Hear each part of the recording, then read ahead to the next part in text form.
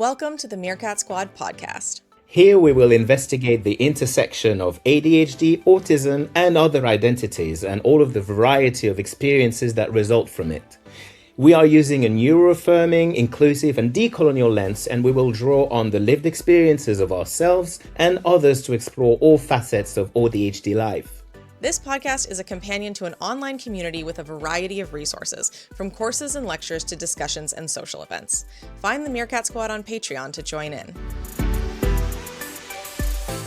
Hello and welcome to the Meerkat Squad Podcast, where we talk about everything AuDHD.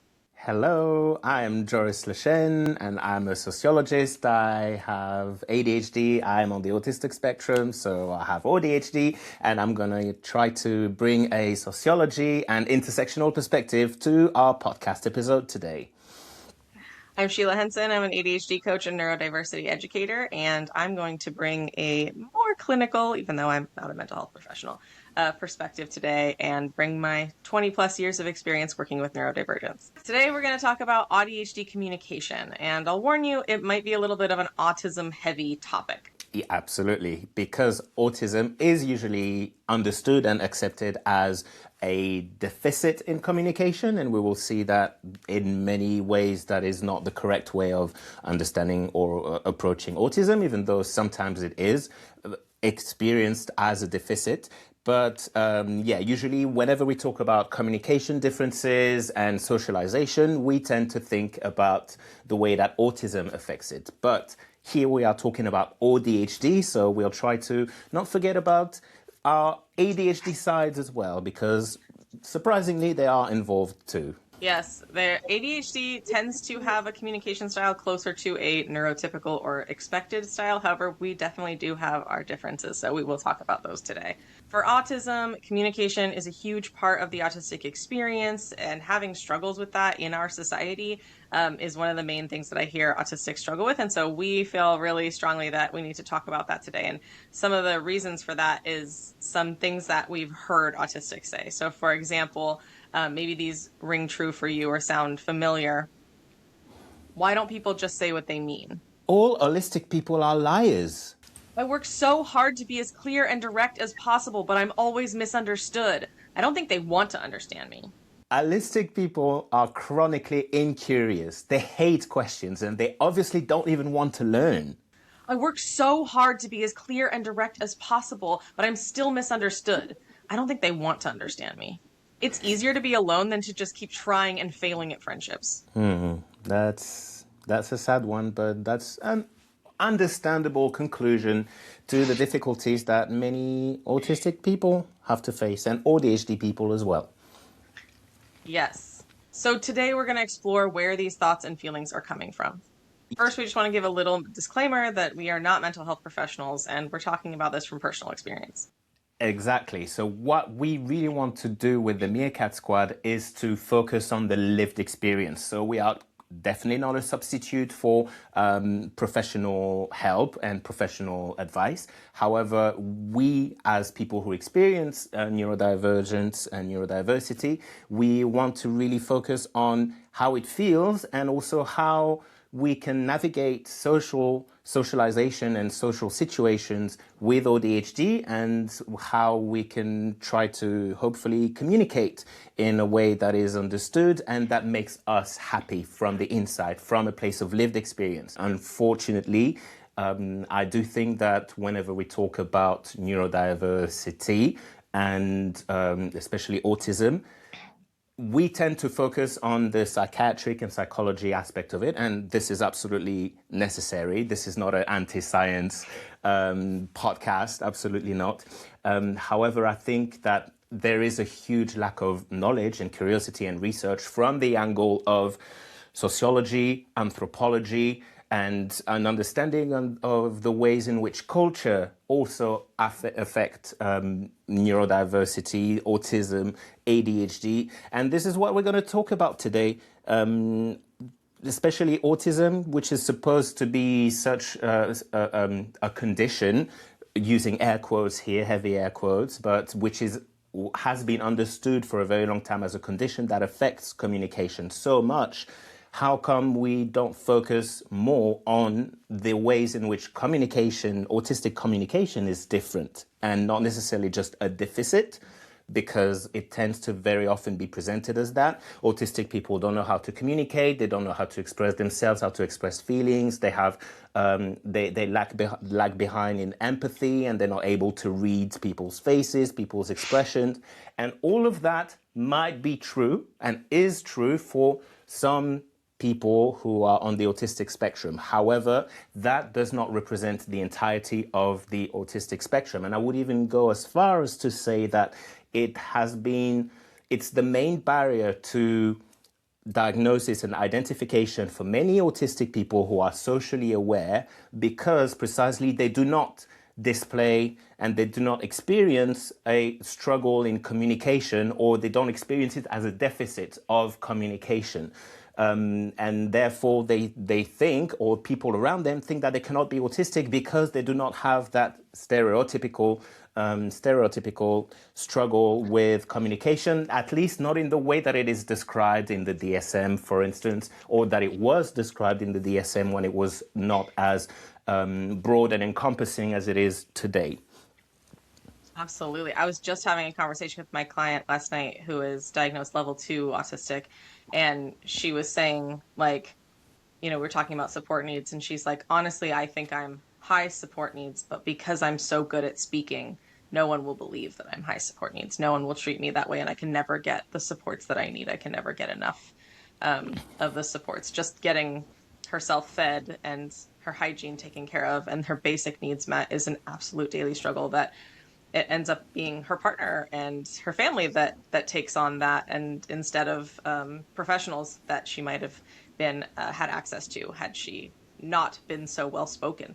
And on the other side of that, I've worked with autistics who are non-speaking or paraverbal and are able to take care of that, feed themselves and take care of their hygiene, and are actually quite functional, but because they can't speak, they're seen as being less capable. And so the communication differences can really affect our perception, and we need to make sure that we're always challenging that perception, especially when it comes to non-speaking autistics, because there are so many now we see, and when I started in this field 20-something years ago, there was still a lot of misunderstanding about non-speaking autistics and believing that they didn't have anything going on in their mind. For like a lot of people sort of believe that.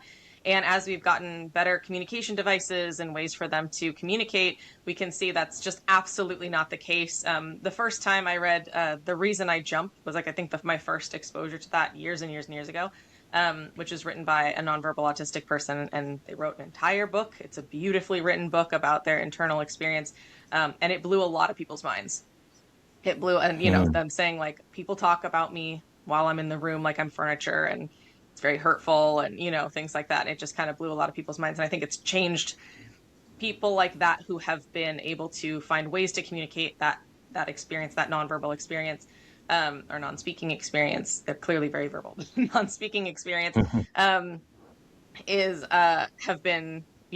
they have really changed the field and our understanding, luckily, like, thank goodness. But I definitely grieve for all of the non-speaking autistics who have basically lacked in being treated with humanity because of their inability to speak.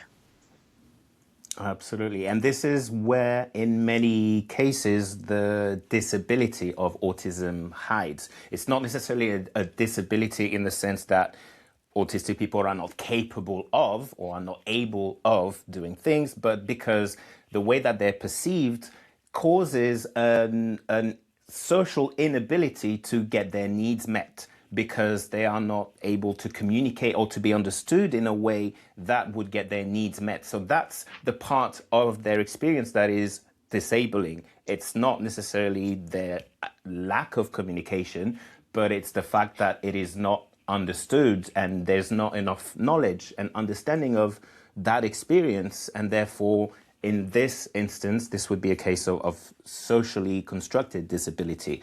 But again, highlighting that some people do experience their autism or their AuDHD as disability on other levels that can include their ability to take care of themselves, etc. So again, let's always remember that when we talk about autism specifically, that applies also a bit to ADHD, but specifically autism is a spectrum, and people can exist along that spectrum. Usually what is one extreme trait of autism that is true, the other extreme also is true for autistic people very often. And also one last thing that I wanted to say before we move on is that as individuals, we can move along that spectrum as well. So as right now with the diagnostic system, it is we are categorized as level 1, 2, or 3 of support needs for autism. But it's important to remember that depending on the time of our life, depending on the stimulation that we are under, we can move along that spectrum. We can, depending on the occasion, have more or less heavy support needs, and that is okay as well. That is the experience of autism. Yes, I see that. I've really, like I said, having such like a long career in this, like I have really seen those changes happen. I've seen high support needs autistics when their children grow up into adults that are medium or even low support needs autistics that, later identified as Asperger's when that was a thing, or when people still thought it was a thing. At least it hasn't actually been a thing for a while. But there's a movie called Miracle Run about two autistic twins that were nonverbal, and their mom was told to put them into a home and forget about them. And they grew up, and I actually got to work with them. And when I was working with them as adults, one of them had a job at a movie theater doing really well. And even though he also had OCD and Tourette's and was still able to, had the support and was able to have a, fulfilling life. And the other one was in college. So taking college classes, and really cool guys. I was very lucky to work with them. But so that's like one experience. If you want to watch the movie, you can actually see that happening. Sort of, that movie's true. It's real. Who's the guy from High School Musical? Zac Efron plays one of them. Anyway, just to entice people to see the movie. Why are we talking about that now? Yeah.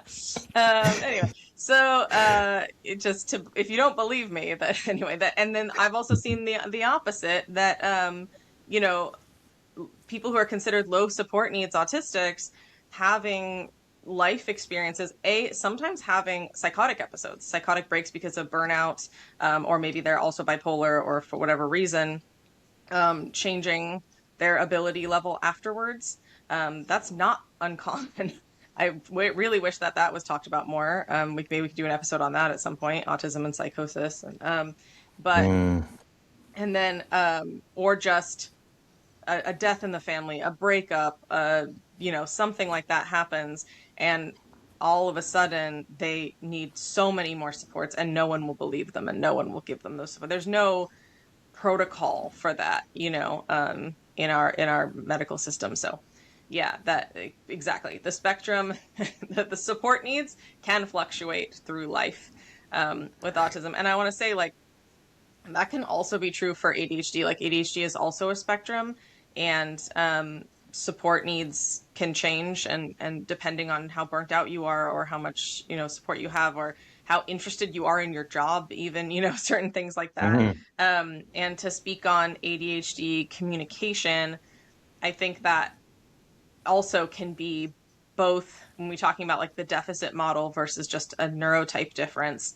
I think it can be both, and like my experience with it is as both. And I think my ADHD has been disabling in communication, especially when I was a kid, because I blurted things out. I would tell my friends secrets, and then they wouldn't want to talk to me anymore, and I would feel terrible about it. I would say weird things that were inappropriate, and people wouldn't want to talk to me.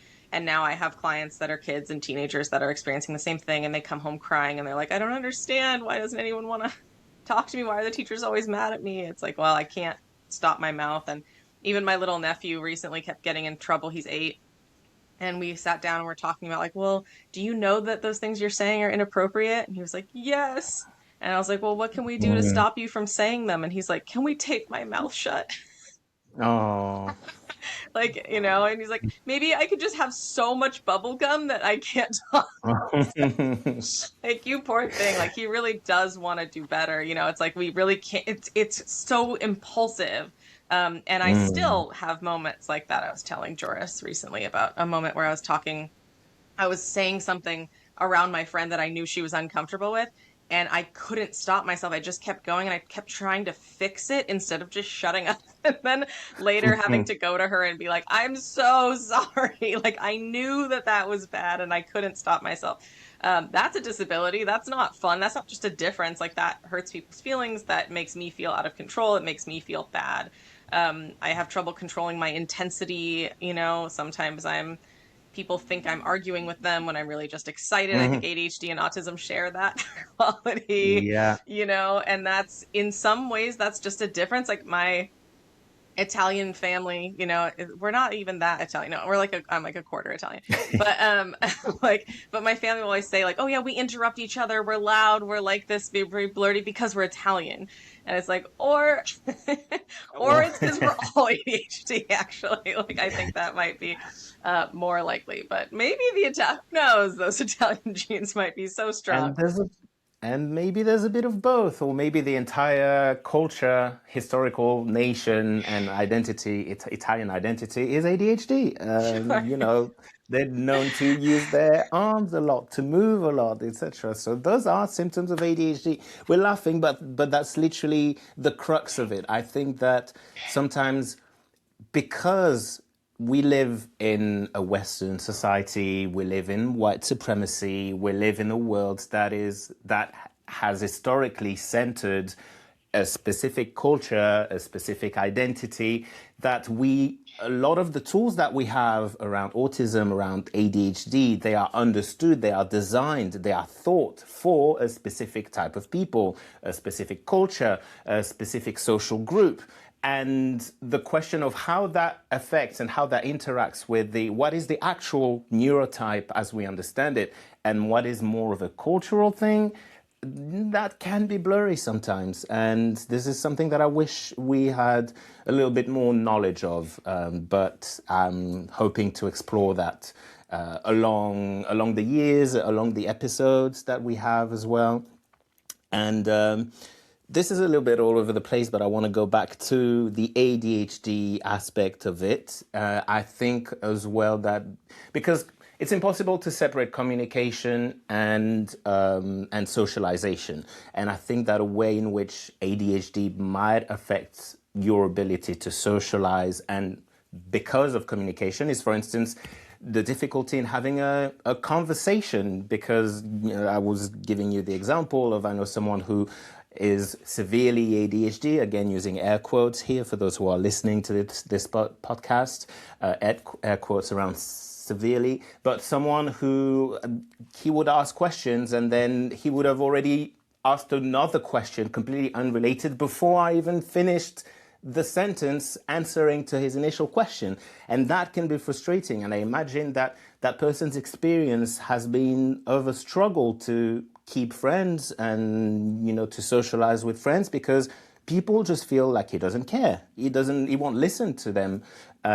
So that's the perception that he probably has. And of course, I know about ADHD, but even knowing about it, knowing that he couldn't help it, knowing that didn't make him someone who doesn't care or someone who's not a good person, it was still a rather tiring experience.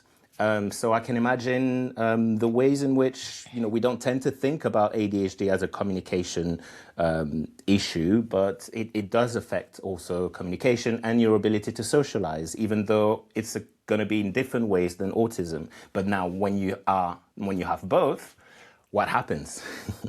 Yep. Yep. Yeah, I want to, with ADHD too, bring up, because, I was talking about the blurting and stuff, and we do see that hyperactive ADHD, the can't stop talking, the one that's going to get in trouble in class. And some of that is also stimulation seeking. They might be saying the most inflammatory thing. I have a 14-year-old girl who said, she was saying, she says inappropriate things in class, and I was like, what's happening? She's like, I just get so bored. I need to do something. I need to get a reaction. You know, she's getting to the point where she has that self-awareness of what's happening, and she's learning to control it, but she's just like, it feels, you know, you just see that like tiger in a cage sort of energy. And she's just like, I need a reaction. I need to break this monotony or I will die. It's like what it feels like.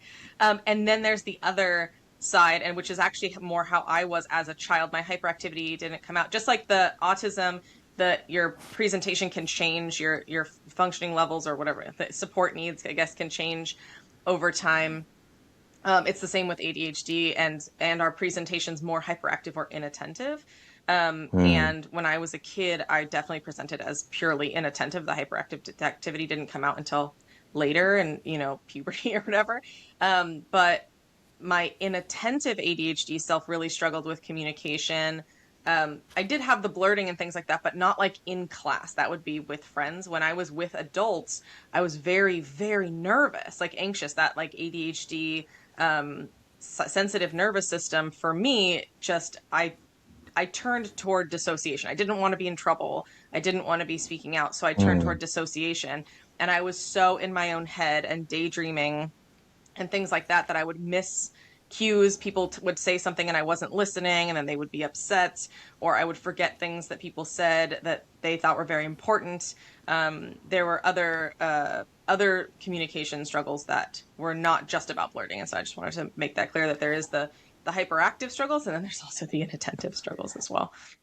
And that's so interesting, because where your ADHD made you uncomfortable with adults as a child, my autism was making me particularly comfortable with adults and uncomfortable with people my age, because I'm now, I think I would qualify as hyperverbal.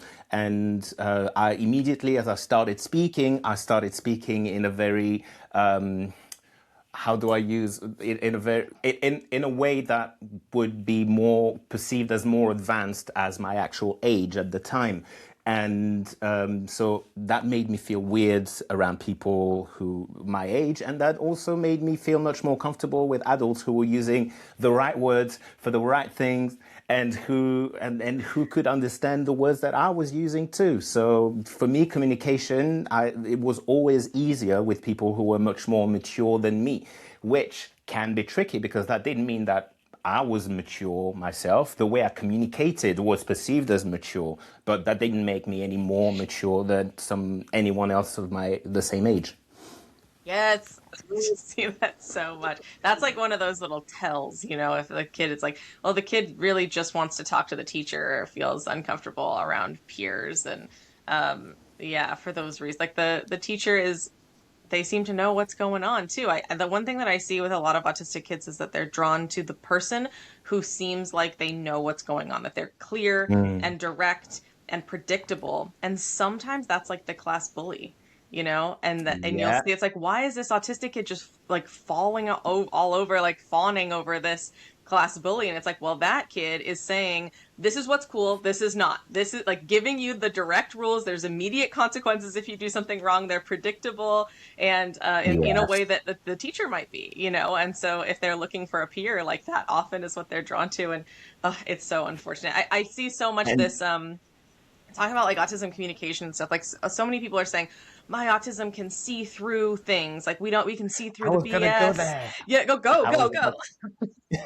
Yeah, it's one thing that I always want to, whenever I come across either content or autistic people saying or implying basically that their autism is a shield against manipulation, against lies, because they're so insensitive and they don't pick up on clues, and that thanks to that they are impervious to lies and to manipulation. But I'm like, no, actually, I mean, that might be true, but at the same time, we also know that autistic people can also be the perfect victims for manipulators, for predators, and for people who are, you know, unhealthy in the way that they engage with other people. And yes, there is, again, this is a case where both extremes can be true with autism. Exactly. Yes. There are autistic people who yeah, they can see through the BS and they can really spot a manipulator a mile away. And then there's completely the opposite. My sister's autistic. She was completely the opposite growing up. Me and my other sister, my brother, we would see her friends and be like, this person is being mean to you. And she'd be like, no, they're my friend. And it would just be insane. It would be like one of her friends at one point, I will never forget, said like, you're just not really like the lovable one. Like you're just always going to be the friend. That's just who you are. Like you have to accept that like no one's actually going to love you. And I was just like, what in the actual, and like my sister's just like, well, she's just being honest with me. Like, that's so nice of her to be honest. It's like, no, that is manipulation. That is her trying to get you away from whoever, like, you know, her interests are. That's her trying to make herself feel better, put you in your place. Like, what are you doing? And she just, well, I just appreciate her honesty. I mean, that must be the truth. Everyone else is just lying to me. It's like, no. Anyway, yes. And this is, yeah, and that's a typical autistic trait that can be turned into a weakness against us. Is this, we give so much value to honesty and to truth, but just because someone says something that is hurtful, you know, instead of being interpreted as this person is not being healthy, this is not a normal conversation, they're not saying something that is a normal thing to say to someone who's supposed to be your friends, for instance, we will think, oh, well, I can trust that person because at least they're saying it as it is, as opposed to everyone around us who are saying things that are very cryptic, that are supposed to be polite, but then we find out that what they meant was not that, etc. So sometimes we tend to be drawn towards people who say it as it is, but actually they're just mean people, and that can be a weakness for us because we misinterpret meanness or toxicity as truth. And look who's the president in the US right now. And why is that? How did he get elected? Because there's a huge chunk of the population who perceived his truth-telling as something good, when in reality, this is a terribly manipulative and toxic person. Yes. So... Are we saying that all MAGA is autistic? I don't know. We were not saying that, but now that's going to get clipped and we're going to go viral. Yay! If we don't have something for people to argue about in the comments, how will anyone see this? Exactly. But, no, I think it's 100% true. I mean, we can even say, just to make it not even right versus left, if we wanted to, even though it's pretty clear that where we stand. But like, but a lot of the same people who voted for Trump also voted for Mamdani. Right. And so, when I see these interviews of why, it's like, well, he's telling it like it is. He's anti-establishment, da da da da. And so they see Trump and Mamdani as the same because they're not looking at policy. They're not looking at any of that. All they're looking at is an attitude. And there is this draw toward, like, well, I don't want to, and especially if you've in the past have trauma of being the fool, of being made fun of being ridiculed, of being people playing jokes on you, and you feel like the fool, I think is like the best way to say it, then your whole life becomes, how do I not be the fool? And so it's just anyone that has that attitude of like, well, that guy's an idiot. You're like, okay, I'm on his side because I don't want to be the idiot, you know? And it doesn't even matter what their beliefs are or what they're talking about. It's just like, I need to be around that attitude because that will keep me safe from being the fool. And this is also, and that's not just an autistic thing, not just an ADHD thing, that's an everybody thing, you know? Yes, but then we're going to go back into what is specifically AuDHD in that, but I would also just add that this is also how conspiracy theories work and how people fall into this kind of narratives, because it gives them the impression of being more aware than the majority of the population, because they're not falling for it. They're not falling for the lies of the government, of the Illuminati or whatever. And so that gives a sense of, oh, I'm not the fool right now. Yes, finally, when it's ironic because of course that makes them the fool, but it's precisely because they don't want to be that it makes them more susceptible to becoming one. Yes, we should do a whole other episode on this and how that plays into the autism and vaccines conversation and all of that. Yeah.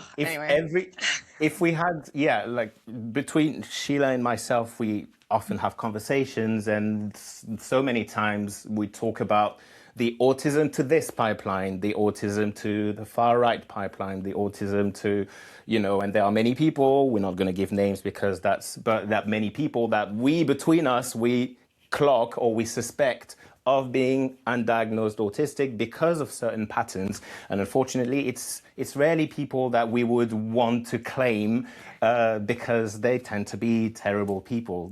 So I'm not saying that autism makes you a terrible person, but I think that if we knew and understood a little bit better autism or ADHD, then we would be able to know how to deal with people like that and maybe meet the needs that weren't met when in their childhood, that would have made it so that they don't turn into the people that they are today. And many people who are pretty horrible now, I think that this is a sad story of autistic needs unmet and trauma on top of trauma because of this misunderstanding, because of this feeling of being different and not wanting to ever be made to feel like the fool, like we're nothing, like like we're not important. So then some of those people, they will build their entire personality and sometimes their career into like getting revenge on that horrible feeling that they were made to feel throughout their childhood. And unfortunately, they don't turn against the system and the lack of understanding. They turn against other people who are also, suffering or minoritized as well. Yes, and this is why I feel like the antidote to this is based in this communication, right? In understanding autistic and ADHD and all other neurodivergent communication, and in neurotypical, quote unquote, or just allistic people learning to understand and accept autistic communication or other types of communication. Even if there's just one weirdo in the world who has their own weird type of communication, that should be accepted and understood, right? The weirdos are the best people. I say that, Yeah, as a weirdo. I'm a proud weirdo. Yes.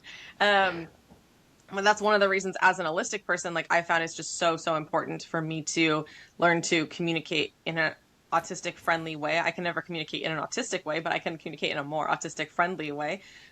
Just like an autistic person will never communicate in an allistic way. They can just mask and be in a more allistic friendly way. Because our brains work different, and that's okay and good and normal, and that's all types of diversity are good. Biodiversity is the only reason we're all alive, and every other type of diversity is good and helpful, including neurodiversity.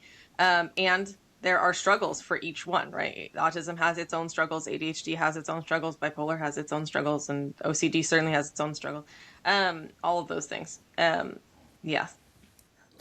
Yeah, and when we talk about communication, and especially autistic communication, I like to describe autism as thinking with emotions and feeling with thoughts. So what can be interpreted as, the autistic person doesn't have emotions, doesn't express emotions.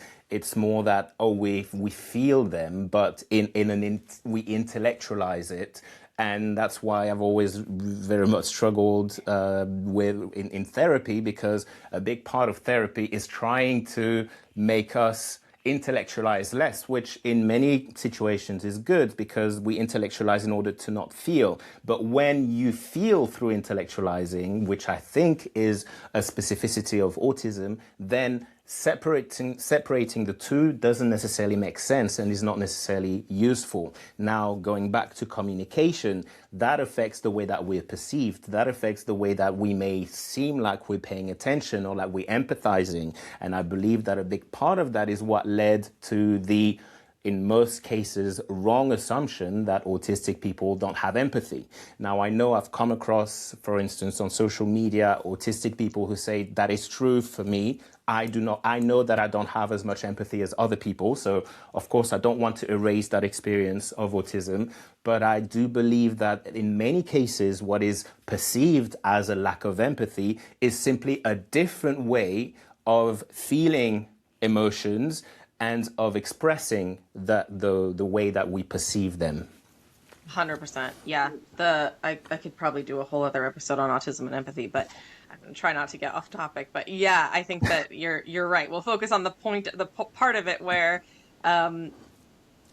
even though there are empathy differences, whether that be hyperempathy or hypoempathy, like Joris was saying, autism tends to swing in extreme directions both ways. The expression of that is really where that's where all the diagnosis comes from, right? Like the DSM is not written based on internal experience; it's based on what we see. People's perceptions tend to be more on what we see, and just now I feel like people are starting to talk about more, hearing about the internal experience of other people. Which is so exciting to me. But Yeah. but yeah, the autistic affect might make them seem uncaring. Maybe they have a flat affect, like they feel they're more, people might say robotic, a flat tone, not very expressive. They also might be, like Joris said, intellectualizing. Or a situation, for instance, that has happened to me several times is that I'm out in the street and I see someone crying, and I will walk straight past them and completely ignore them. So am I being, is it that I was not paying attention and I'm not being affected by someone crying? No, not at all. I noticed that person and it's affecting me actually. But I'm like, if I were them, maybe I would not want a stranger to walk up to me and try to start a conversation. So I will try. I don't know what they need right now. Maybe they need a hug, but maybe this would be the worst thing to happen to them in this specific situation. So because I don't know, I'm just going to keep walking and mind my business. And very often I think that people talk about, for instance, autistic people missing social cues or not having an appropriate reaction. But very often it's not due to a lack of awareness or a lack of understanding. We understand what's going on, but we will not respond to it in a way that you would expect. But just because we don't respond to it or not respond in the way that is socially expected, that doesn't mean we're not aware of things. We can see exactly what's going on. But sometimes I know exactly what's happening, but I'm like, I will not let that change the course of what I was doing. So I'm aware of it. It's not that I'm missing it because of my autism. It's just that I will not let that change the course of my behavior. Monotropism at its finest. Yeah.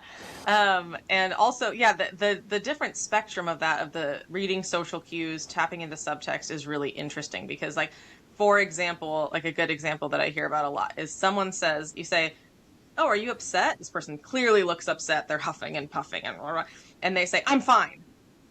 And then, okay. So most autistic people would see that and go, that person is not fine. And they're saying they're fine. So they do get the cue. There are some autistic people who would say, "Oh, okay, you're fine." And maybe they just are like, I say what I mean, so I will assume other people say what they mean. Even though they look like they're huffing and puffing, if they say they're fine, they must be fine because they just said that. That's how I am. That must be how they are, right? Perfectly fair assumption for some people.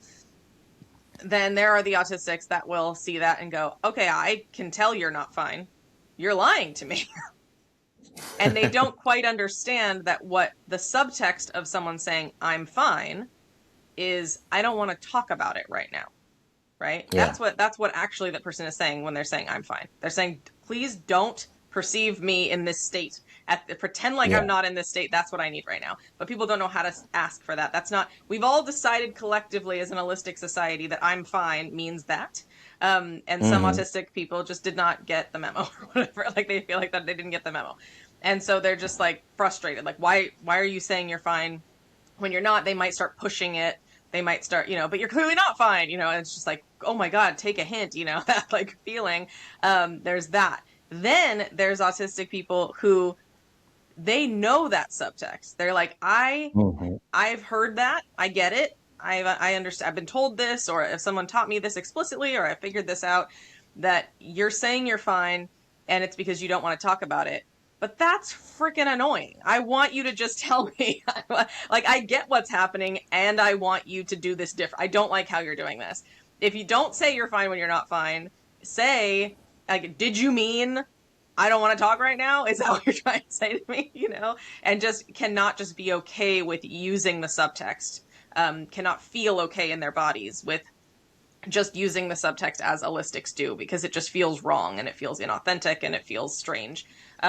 Or either they get upset or they just get awkward and they're just like, okay, I know you're not fine. I hear you saying you're fine.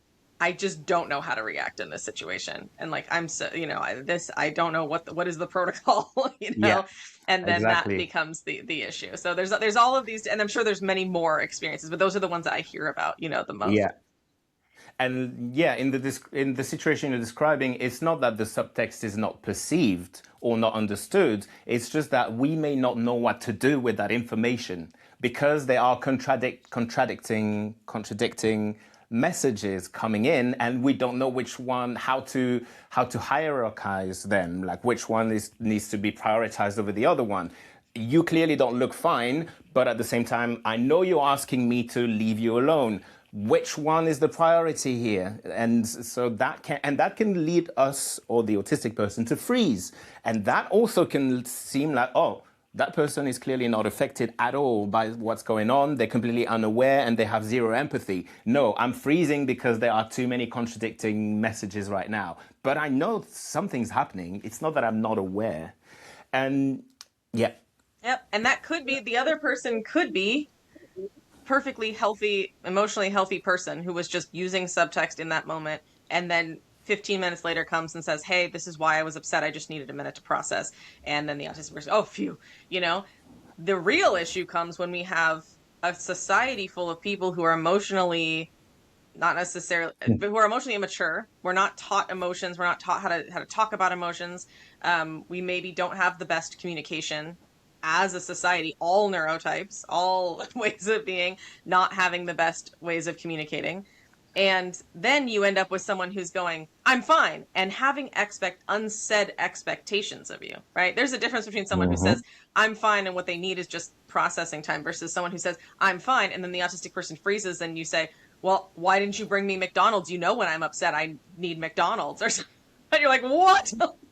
Yeah. And so we have this, well, is it the autistic communication deficit, quote unquote? There is a difference, and to some extent, it is a deficit in that allistics have a more smooth way of coping with subtext. Just as an allistic person, that situation doesn't stress me out. I hear somebody say, I'm fine. I see that they're not fine. I go, oh, I see what's going on. I will give you some space. And if I know you well, maybe I will bring you something that you like. Maybe I will bring you McDonald's or something. Otherwise, I'm just going to wait, pretend like nothing's happening, because that's what you're asking me to do. I feel fully confident and comfortable in that situation. However, right, there is the other part of it is that autistic difference would be such a small issue if people were able to communicate properly otherwise. If the autistic person was able to just say, you're saying you're fine, but you don't look fine. And then the person was able to say, okay, what I really meant is I just need some space. That problem was solved in 2 seconds. So is that would not be so disabling, right? That would just be like, oh, I need you to be clear. And the other person going, oh, I'll be clear for you. The end of the problem, like so much easier. So is there a communication deficit? Maybe, but it just wouldn't be so, like so many things, it would not be so disabling if we could have accommodations, if we could have understanding, if we could have ways of being that made sense, basically. And what's so important here in what you're saying is that you're talking about the cultural context in which we exist, the society as we live in today.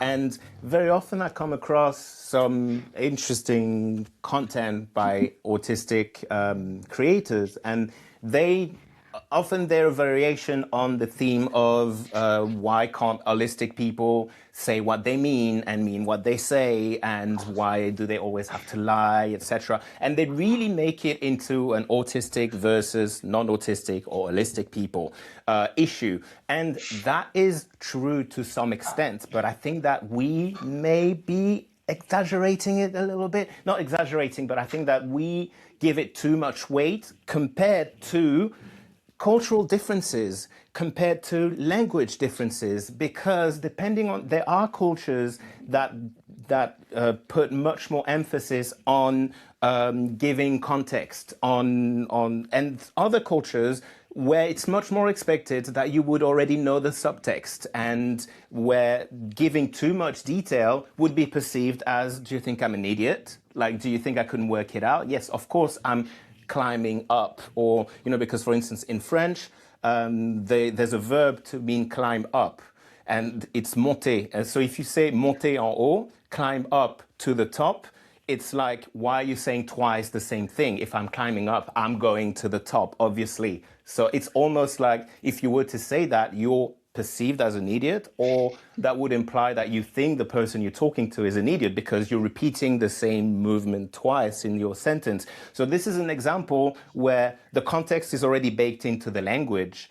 And now, if some details like grammar and lexical details can affect the way that you express yourself and communicate information, imagine how the weight that it has on your identity, your personality, your culture, the way that you communicate.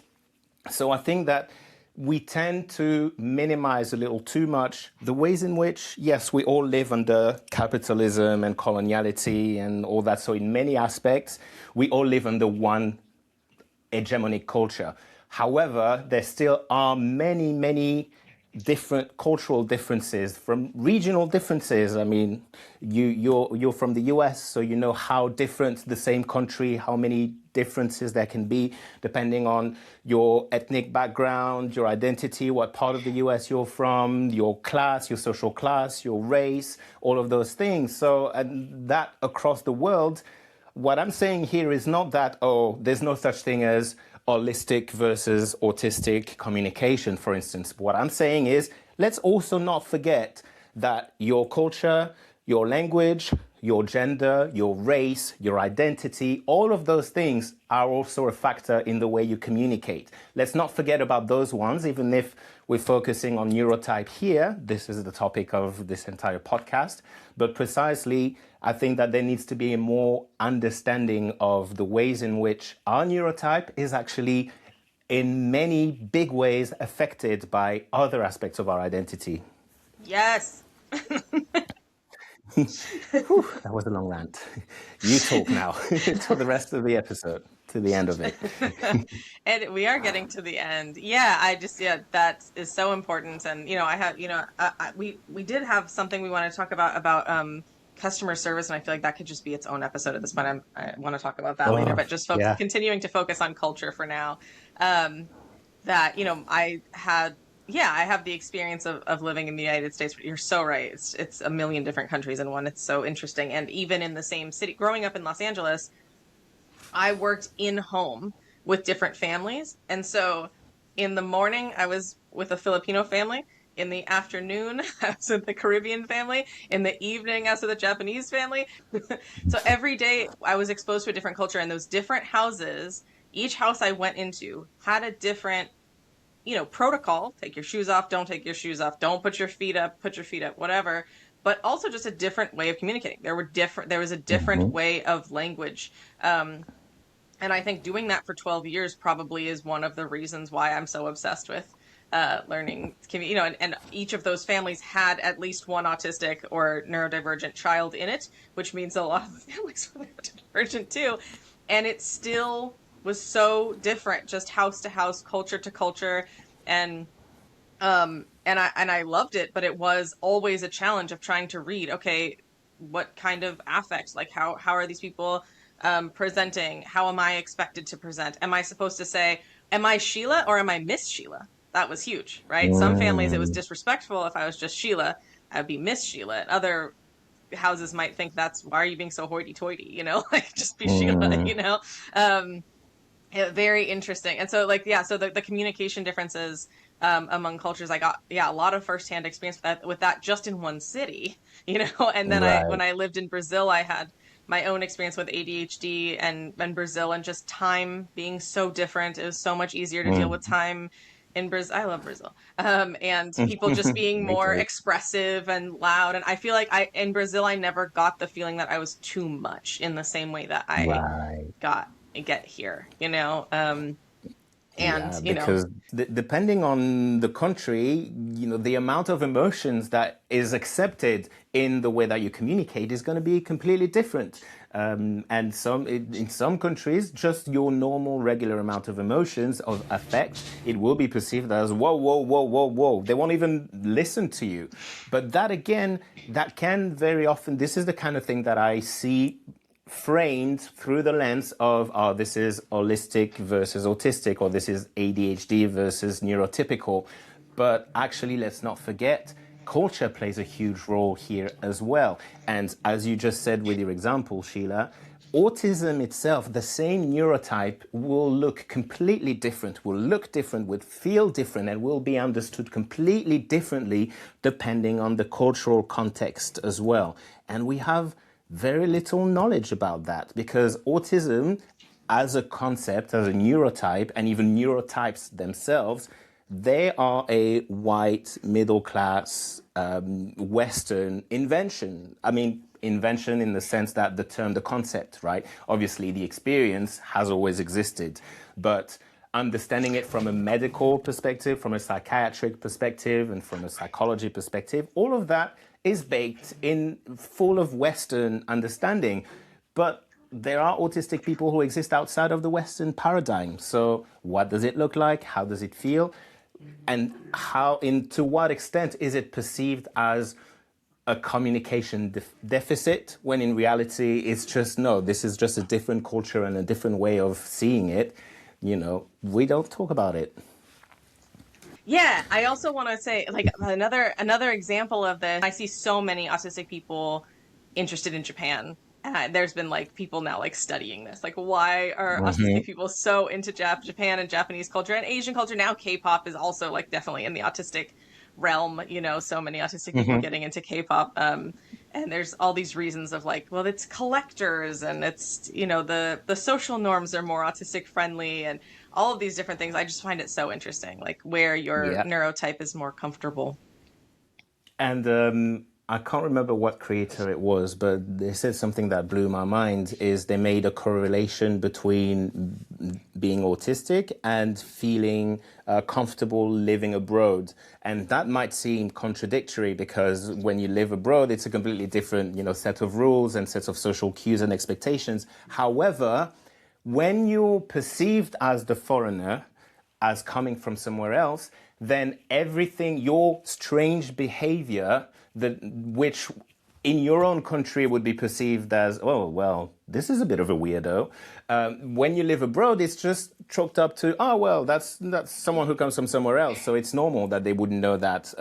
And therefore, it almost like we draw less attention to ourselves, and we appear less uncanny. So we are not stuck in the uncanny valley when we are abroad, because if there's any almost imperceptible difference, people will immediately put it on the fact that we are foreigners, as opposed to, I can't really pinpoint that something's off with that person. And this is the worst place to be for many neurodivergent people, for many AuDHD people, but that also applies to just ADHD or autism, is when people can tell that there's a difference, but they cannot pinpoint what it is, that makes them more suspicious, and that makes them avoid you perhaps even more than if they had something that they could clearly assign as the explanation to your difference. And that, I suspect, is also why so many autistic people have some outward signs that really sets them apart. The stereotype of the autistic with pink hair,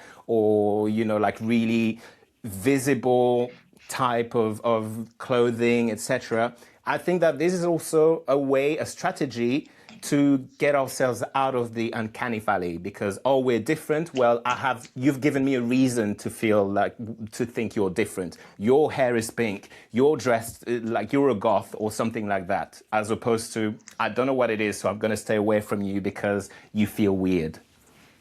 100%. I'm so glad you said all that, because those are things I was going to say too. Oh, okay. Well, you didn't get to say them. Sorry. I love it when I don't get to say things, because Lord knows I will just keep talking. The last point that we were going to make is that communication is not just about speaking, it's also about listening. Joris, do you want to say something about that? Absolutely. And I think that this is a big one that affects me a lot, a difference in approach that has got me into a lot of trouble and that has got me rejected, or at least given me the feeling of being rejected, is that, for instance, if someone comes to me and shares something that is affecting them, my first thought will be to share a similar experience that I might have experienced, to let them know that I've been there, I can relate, I know how it feels. You're not alone in this situation, you're not alone feeling hurt. I know exactly how you feel. That's my intention when I talk about, when I try to share a similar experience. But I've learned now that it could be perceived as, oh, you're making it about yourself. You're not even listening to what's happened to me. Now you have to tell your story. It always has to be about you. No, it's not that. I'm just trying to show you how much I can understand you. And it's, again, an example of different ways of communicating empathy, different ways of communicating compassion. And that is something that can be affected by your neurotype. And as, for instance, now that was more the autism side, I would say, but maybe the ADHD side as well could make it more difficult for you to be a passive listener, to just sit down and listen in silence. And you're maybe more likely to interject or to, at least, show that you're listening, but in ways that can be misinterpreted as you're not listening, actually. Right. And that can be different culturally. Like some cultures welcome those little intro. Yes, totally. Blah, blah. And some are like, shut up while I'm talking.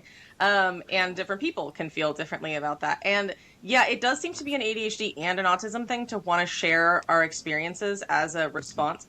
I keep hitting the microphones. To want to share our experience. My Italian hands can't stop moving. Italian ADHD. My Italian ADHD is becoming a problem.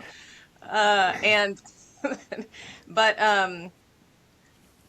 I've learned, and I really am that person. Like my initial urge to how I'm going to connect to this person is I'm going to share a story to tell them to show them that I know what they're feeling or that I can relate. Not if you said like somebody died, I think I would know to then say like, oh no, I'm so sorry. I'm not going to be like, oh, I had an uncle that died too or whatever. Weird. Yeah. But in some situations where you're just like, oh God, I think I was cheated on. And I could be like, oh my God, I was cheated on. Like to be like that, like I'm with you is what I'm trying to express. Mm-hmm. But it really does. Like, I think that I've really learned that it can, so I think some people are like, that's just how we are as neurodivergent people, period. And like, if you don't let us do that, you're ableist. Or if you think that's wrong, you're ableist. And I just think that's wrong. Like, I think that there's just more nuance. One of the people, I know there are a few Black women who were having a conversation about this on TikTok and Instagram. One of them was White Woman Whisperer. Follow her if you don't. She's amazing. But that's the only one that I remember.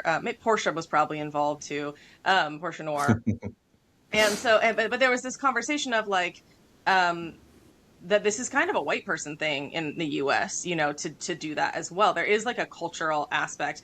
And, they were saying like Black women know how to make you feel heard, like they're, in the culture, or know about how to do this. And white people just they don't learn this. And I was like, I didn't learn this. Help me. So I like, and I think it's really, there is the nuance of you can share your experience, but just take a second first and show someone that they're heard. Saying something just as simple as like, thank you for sharing that with me is so powerful. And it can sound scripted. Maybe that's not the exact words you're going to use if you want to feel sincere and not scripted, but just like, oh, wow, I hear that. Like, thank you, for telling me this.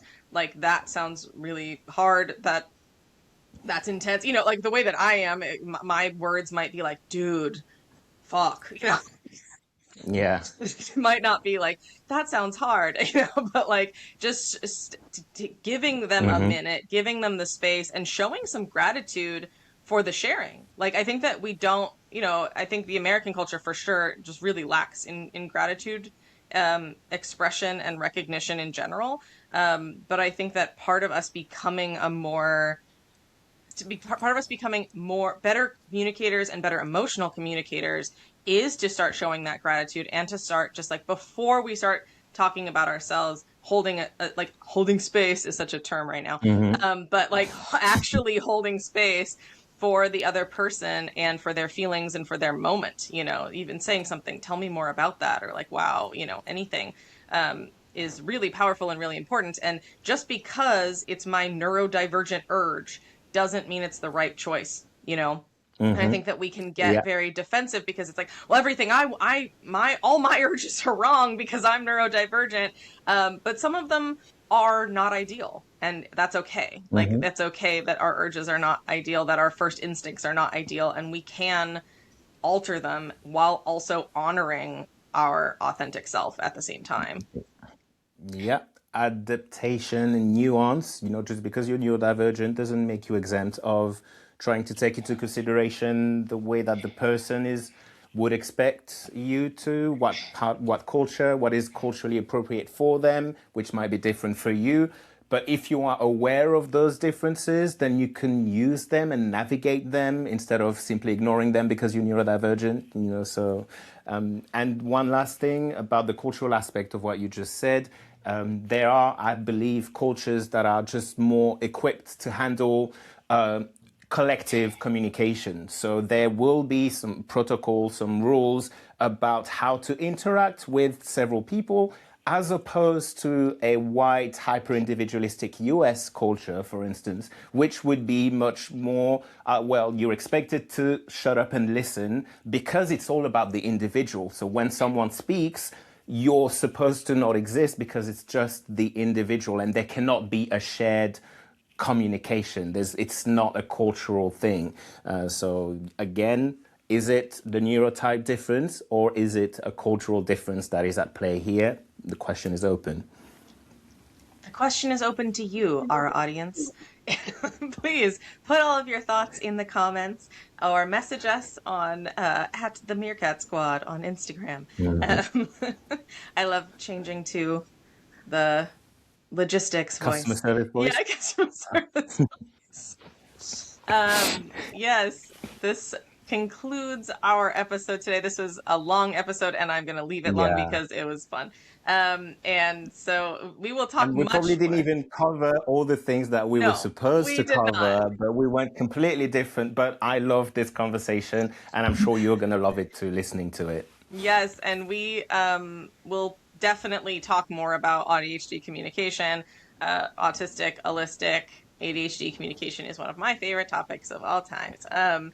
So we will hit this from different angles. Yes, and we will have some guests. I think that that definitely talking about the thing that we didn't get to hit was customer service, and I really feel like a whole episode could be done on neurodivergence and customer service, and I think that would be an interesting niche thing that people would really relate to, and maybe we could get a really cool guest, maybe someone who works in trauma is going to come to the surface, but that's good.